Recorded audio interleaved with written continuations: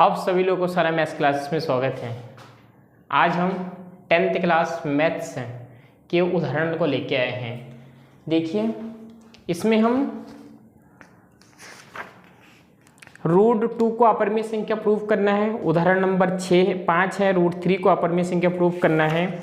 और उदाहरण नंबर 6 है 5 - √3 को अपरिमेय संख्या प्रूव करना है। और उदाहरण नंबर 7 है कि 3√2 को अपरिमेय संख्या प्रूव करना है। ठीक है, तो इन सारे क्वेश्चनों को हम वन शॉट वीडियो में ख़त्म करेंगे और आप लोगों को बहुत अच्छे से यहाँ पे तैयार कर लेना है। और मैं बता दूँ कि इसमें से क्वेश्चन आना ही आना है 10th क्लास में। ठीक है, तो आप बहुत अच्छे से इसको देखिए किस प्रकार से इसको सॉल्व करेंगे। ठीक है,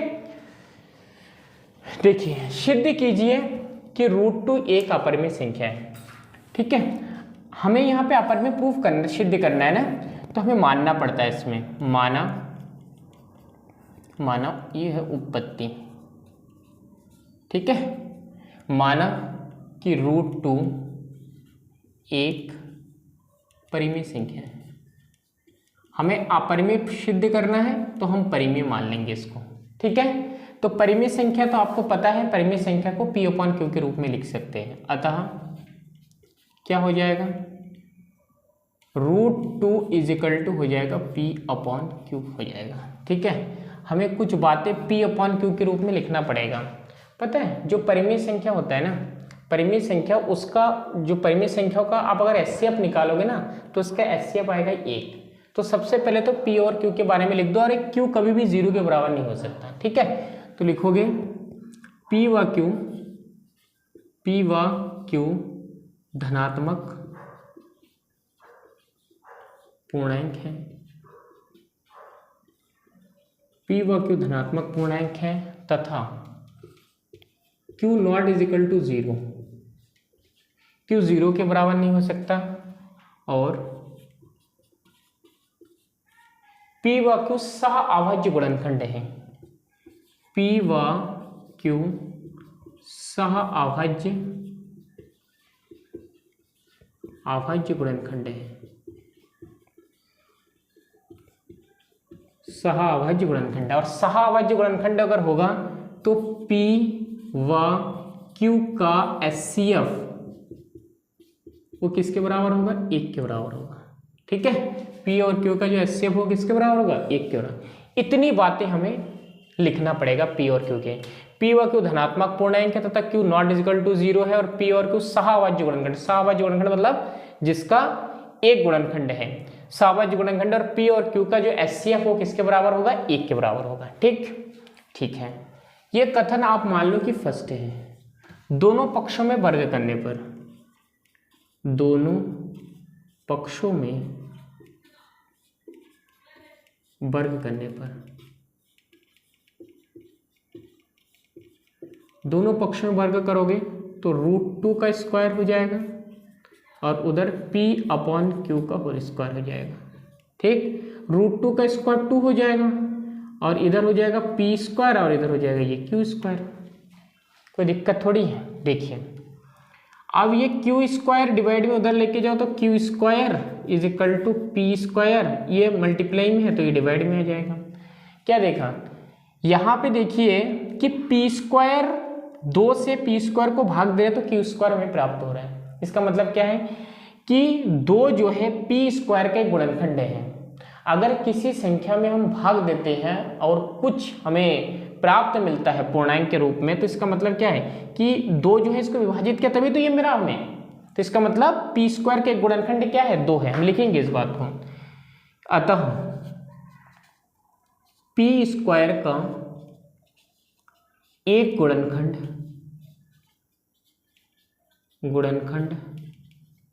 2 है। अगर P² के गुणनखंड 2 है ना, तो P का भी एक गुणनखंड 2 होगा। तब P का भी एक गुणनखंड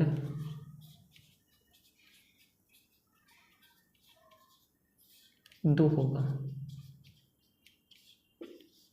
कथन बन जाएगी 2। कोई दिक्कत नहीं है।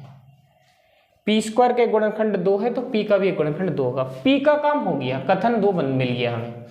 अगला हम Q को भी ये प्रूफ करेंगे देखो अब यहाँ पे इस कथन से देखो P का एक गुणनखंड आया 2 और यहाँ पे कह रहे हैं कि P और Q का HCF 1 था, मतलब इसके एक से ज्यादा अधिक कोई गुणनखंड नहीं है, तो ये बातें यहाँ पे गलत हो रही है। तो Q को भी हमें एक बार ऐसा प्रूफ करना है, ठीक है। तो P को आप मान लो P का काम हो गया, तो P इज इक्वल टू 2 है ना √2, तो 2n मान लो। P इज इक्वल टू कितना मानोगे 2n, वैल्यू रखो इसमें, √2 is equal to P upon Q है ना, तो √2 को √2 रहने दो, P का वैल्यू कितना रखो 2n, अपॉन में क्या रखो Q, दोनों पक्षों में वर्ग करो, दोनों पक्षों में वर्ग करने पर, दोनों पक्षों में वर्ग करने पर, वर्ग करने पर, या तो अगर यहाँ पे भी रख देते तब भी काम चल जाता, कोई बात नहीं, वर्ग करने पर क्या हो जाएगा √2 का स्क्वायर और इधर हो जाएगा 2n अपॉन Q का होल स्क्वायर, √2 का स्क्वायर 2 हो जाएगा, ये हो जाएगा 4n स्क्वायर और ये हो जाएगा Q स्क्वायर। देखिए 2 1 कम 2, 2 दूनी 4, कोई दिक्कत नहीं है। Q square is equal to, यहाँ से 2 मल्टीप्लाई में है तो इसमें डिवाइड में आ जाएगा n स्क्वायर। देखिए Q स्क्वायर को 2 से भाग दिया तो n स्क्वायर मिला, इसका मतलब क्या है Q स्क्वायर का एक गुणनखंड 2 है, तो Q का भी एक गुणनखंड 2 होगा, लिखेंगे। अतः Q स्क्वायर का एक गुणनखंड, एक गुणनखंड 2 है, तब Q का भी एक गुणनखंड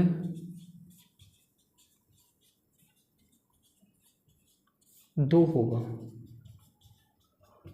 Q का भी एक गुणनखंड कितना होगा 2 होगा। ये कथन बन जाएगा हमारा कौन सा कथन, कथन बन जाएगा 3। देखो कथन 1 में जो बातें कह रहा है ना कि P और Q एक सहभाज्य गुणनखंड है, मतलब एक के अतिरिक्त तो कोई इसका दूसरा गुणनखंड नहीं है, लेकिन हमारा कथन 2 कह रहा है कि इसका गुणनखंड 1 2 है, कथन 3 कह रहे हैं कि इसका गुणनखंड क्या है 2 है। तो इसका मतलब क्या है कि कथन 1 को कथन 2 और कथन 3 मिलकर विरोधाभास कर रही हैं, ठीक है। तो लिखोगे कथन 1 को कथन 2 और 3 मिलकर विरोधाभास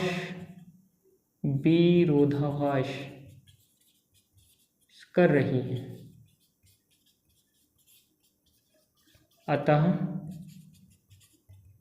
अतः क्या, अतः इसका विरोधाभास क्यों हो रही है, इसका मतलब जो हमने माना है ना वो गलत माना है, हमें मानना ही नहीं चाहिए था, नहीं हमें प्रूफ करना तो मानना पड़ेगा, ऐसे बोल लेते हैं।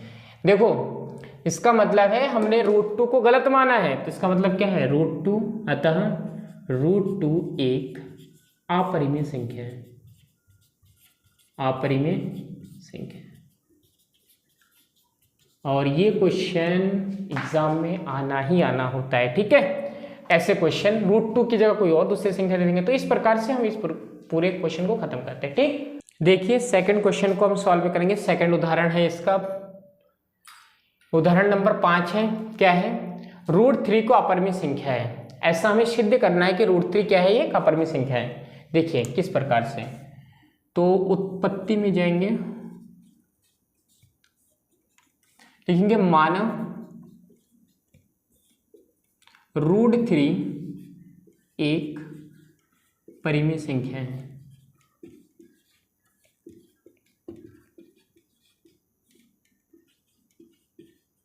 हमें अपरिमेय प्रूफ करना है तो परिमेय मान लेंगे। तो परिमेय अगर मानते हैं तो इसका मतलब क्या है कि √3 is equal to P upon Q के रूप में लिखेंगे हम, और P और Q के बारे में पूरी डिटेल देना पड़ेगा। क्या Q not is equal to 0, Q 0 के बराबर नहीं होना चाहिए, और P व Q सह-अभाज्य गुणनखंड है, सह-अभाज्य गुणनखंड है, सह-अभाज्य गुणनखंड है। P व Q का HCF, P व Q का P और Q का जो HCF है वो HCF किसके बराबर है, 1 के बराबर है, ठीक है। और क्या है, यही एक धनात्मक पूर्णांक है, ठीक है। इतनी बातें आप लिख देना। P और Q, P not is equal to Q और P और Q सहाभाज्य गुणनखंड है और P और Q का HCF 1 हो जाएगा, ठीक है। और P व Q पूर्णांक है, P व Q पूर्णांक है। इतनी सी बातें आप लिख देना इसमें, ठीक है, P और Q के बारे में। अब लिखो ये कथन क्या हो जाएगा, ये कथन हमारा हो जाएगा फर्स्ट, ठीक है। बहुत अच्छे से इसको सॉल्व करेंगे। दोनों पक्षों में वर्ग करने पर, दोनों पक्षों में वर्ग करने पर देखो √3 का whole square P upon Q का होल स्क्वायर, √3 का हो जाएगा 3 P square upon Q square. कोई दिक्कत यहाँ तक नहीं है। देखो Q square is equal to हो जाएगा P स्क्वायर अपॉन में 3। क्या लिखोगे, P स्क्वायर का एक गुणनखंड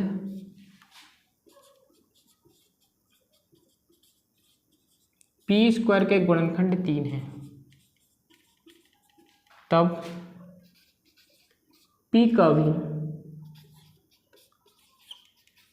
एक गुणनखंड 3 होगा, ठीक है। अगर P स्क्वायर का गुणनखंड 3 है ना तो P का भी होगा। कथन बना दो इसको 2, कोई दिक्कत बिल्कुल भी नहीं है, ठीक। ये हो गया। अब यहाँ पे मानो P का काम हो गया तो P को मान लो, माना P इज इक्वल टू √3 है ना, 3n मान लो।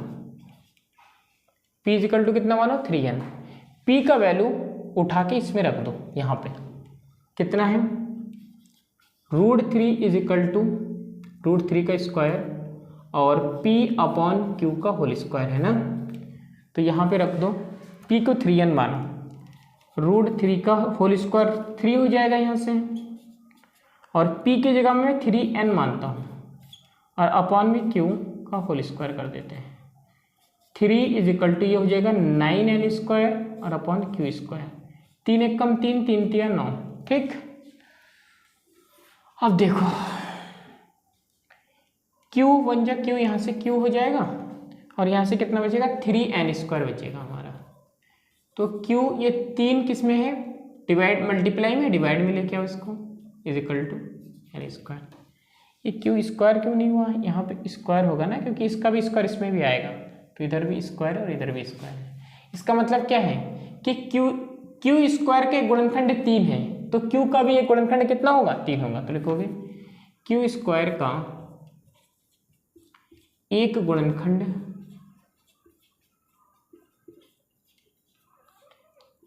3 है, तब Q का भी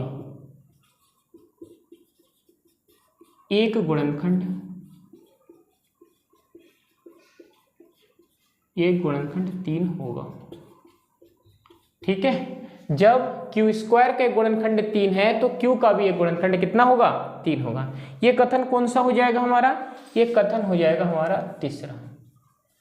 कथन 1 में कह रहा था कि P और Q सहाभाज्य गुणनखंड है और P और Q का एक के अलावा कोई HCF नहीं है, लेकिन यहाँ पे कह रहे हैं कि P के गुणनखंड 3 है, इसमें कह रहे हैं कि P के Q का गुणनखंड 3 है। इसका मतलब क्या है कि कथन 1 को विरोधाभास कर रहा है कथन 2 और 3 मिलकर, ठीक है। तो लिखोगे कथन, अतः कथन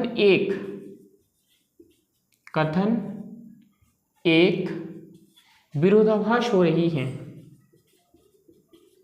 विरोधाभास हो रही है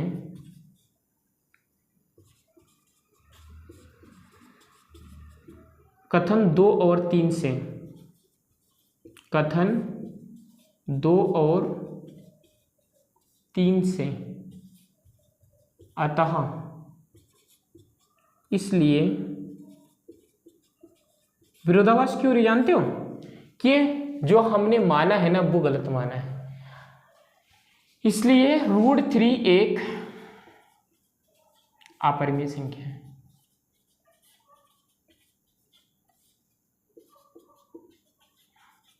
√3 को हमने क्या माना है?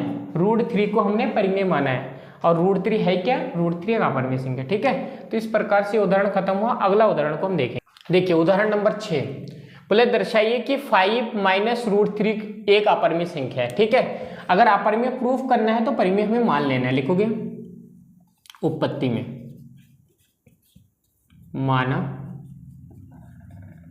क्या 5 माइनस √3 एक परिमेय संख्या है, परिमेय संख्या है। तो क्या हो जाएगा? 5 minus √3 is equal to P/Q हो जाएगा। ठीक, कोई दिक्कत नहीं है। देखो अब P और Q के बारे में लिखो, जहां Q is equal to Q not is equal to 0 है। Q 0 के, क्योंकि परिमेय संख्या में Q 0 के बराबर नहीं होता है। और P व Q सह अभाज्य गुणनखंड है, सह अभाज्य गुणनखंड है। इसका मतलब क्या है? P व Q का HCF इज इक्वल टू 1 है। ठीक है, P व Q क्या है? पूर्णांक है। P व Q क्या है? पूर्णांक। P व Q पूर्णांक है। इतनी बातें हम P और Q के बारे में लिखेंगे।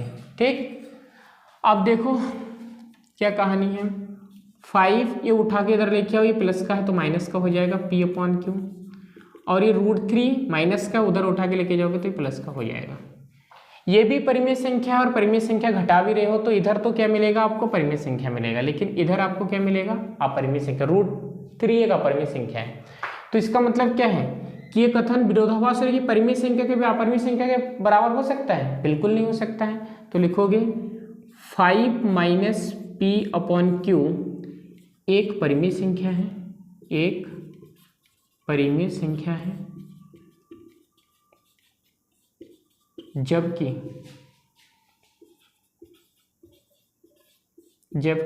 √3 एक अपरिमेय संख्या है, एक अपरिमेय संख्या है।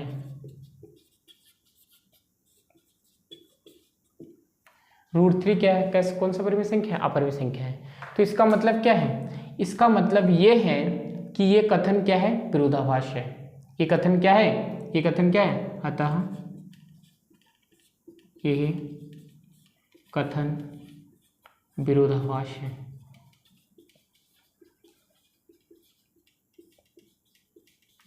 ये कथन क्या है? विरोधाभास है। कथन विरोधाभास क्यों है?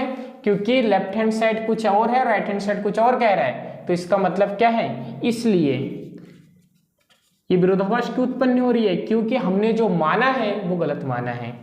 ठीक है, तो इसलिए 5 माइनस √3 एक परिमेय संख्या है, अपरिमेय संख्या है, अपरिमेय संख्या है। ठीक है, कौन सी संख्या है? अपरिमेय संख्या है। ठीक, इस प्रकार से कंप्लीट हुआ। उदाहरण नंबर 7 को हम कंप्लीट करेंगे।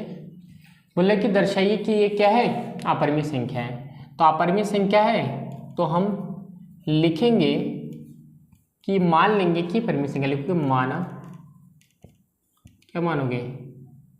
3√2 एक परिमेय संख्या है।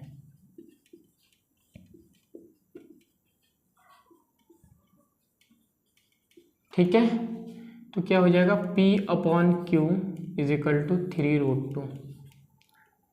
और P और Q के बारे में पूरा डिटेल देना है कि Q not is equal to 0, Q 0 के बराबर नहीं है। दूसरी बात, जहां P व Q सह अभाज्य गुणनखंड है, सह अभाज्य गुणनखंड है। इसका मतलब P व Q का HCF किसके बराबर है, 1 के बराबर है, और p व q पूर्णांक है। इतनी बातें हमें p और q के रूप में लिखना है, कथन 1 डाल देना है इसको, ठीक है। अब देखो p और q क्या है, परिमेय संख्या है, ठीक। तो p अपॉन q ये किस में है, ये मल्टीप्लाई में है, तो डिवाइड में आ जाएगा √2, नहीं ये 3 मल्टीप्लाई में है, तो 3 को डिवाइड में लेके आओ इजिकल टू √2, इधर छोड़ो। अब कहानी क्या है, देखो p और q परिमेय संख्या है, 3 भी परिमेय संख्या, तो ये तो परिमेय संख्या बना रहा है, क्या बना रहा है ये, परिमेय संख्या, और ये √2 जो है अपरिमेय संख्या होता है, अपरिमेय संख्या है। तो क्या देगा, परिमेय संख्या कभी अपरिमेय संख्या के बराबर हो सकता है, नहीं हो सकता है। अतः py3q एक परिमेय संख्या है, परिमेय संख्या है, जबकि √2 एक अपरिमेय संख्या है, अपरिमेय संख्या है। यह कथन विरोधाभास हो रही है, विरोधाभास हो रही है, ये कथन क्या हो रही है, विरोधाभास हो रही है, ठीक है। ये कथन क्यों विरोधाभास हो रही है, क्योंकि हमने जो माना है वो गलत माना है, इसलिए क्या 3√2 एक अपरिमेय संख्या है,